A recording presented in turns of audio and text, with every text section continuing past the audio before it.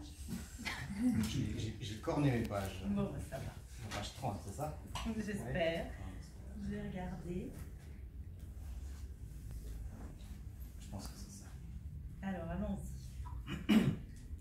Donc, il s'agit juste de savoir que c'est un récit qui parle d'un vigneron. Voyez, sur le coteau, en bordure des vignes, son pare-brise luisant sous le ciel s'assombrissant, une camionnette vient de s'arrêter au milieu d'un chemin de terre. Le silence règne. Il y a une tension énorme dans l'air. Pourtant, tout semble se trouver au creux d'un vide saisissant, mutique. À peine un souffle se fait entendre par-delà les crêtes. Un homme aux traits tirés est assis derrière le pare-brise. Nous distinguons ses yeux. Il doit être de constitution solide et fier de caractère. Peut-être y croit-il. Sûrement pense-t-il possible l'absence de drame au-dessus de ses vignes. Sans doute se convainc-il encore que le foulage de ses fruits ne se fera qu'en bonne et due forme et au bon moment, à savoir dans le pressoir, de telle sorte que le jus puisse venir remplir correctement et entièrement ses cuves. Mais au fond, derrière ses traits tendus, il sent les ravages à venir. Il voit devant lui s'approcher cette violette noirceur parsemée d'éclairs encore mutiques. Il voit les nuages avancer et gonfler. Il voit le couloir de ciel au-dessus de ses vignes et dessous, les frêles feuilles qui recouvrent les précieux fruits recroquevillés sur leurs rafles. Il va falloir s'accrocher. Le couloir est pris entre des montagnes qui sont comme des rives.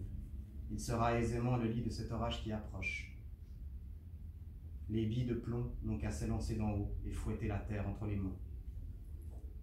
La place est libre. Le tonnerre gronde. Ça y est, le silence se rompt et c'est un grondement qui résonne partout entre les monts. Les nuages s'assombrissent, roulent, enflent. Dans la camionnette, la nuit s'invite. Il fait nuit en plein jour, le ciel mécontent va s'abattre comme un automne sur la terre desséchée. Il va faire choir ses massues de glace et ses cataractes d'eau qui dévaleront le coteau en un torrent de boue. Combien de cèpes seront épargnés? Combien de fruits survivront à l'impact?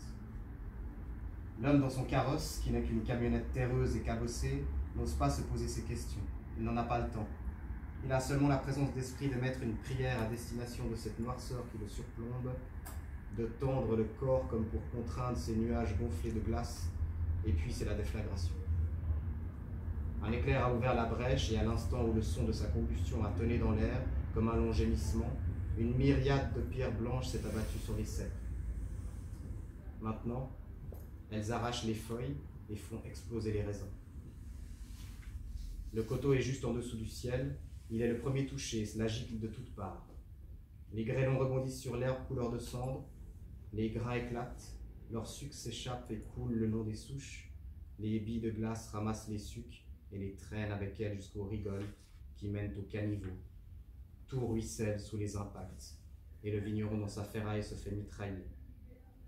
Il a des montées de sang et des montées de larmes. Nous voyons bien que sur ses joues coule une autre eau que celle qui souille le sucre de ses fruits, une eau qui ne souillera pas les bordures du caniveau, mais ses doigts, lorsqu'il passera ceux-ci sur son visage pour en effacer hâtivement les traces. Les traces météorologiques, quant à elles, ne disparaissent pas d'un frottement de la main. Elles perdurent longtemps, comme une plaie ouverte. Le vigneron a le sentiment d'avoir avalé les cailloux dont ses vignes ont subi l'impact. Son ventre est dur. Le ciel vendangeur ne lui laisse que des miettes. À lui qui sans fruit ne sait rien faire, si ce n'est prendre sa femme dans ses bras et attendre vaillamment le glas des assureurs, ceux-là même qui débouchent des bouteilles pleines de nectar sans véritablement savoir les goûter, mais au moins font-ils cela d'admissible dans leur vie. Le reste, de la paperasse et des indignités. Le résultat de l'orage, des rameaux blessés pour 2 récoltes, des bourgeons qui ne pousseront pas. Et au ventre, après les déconvenues des assurances, après les insomnies et les cauchemars, le désespoir.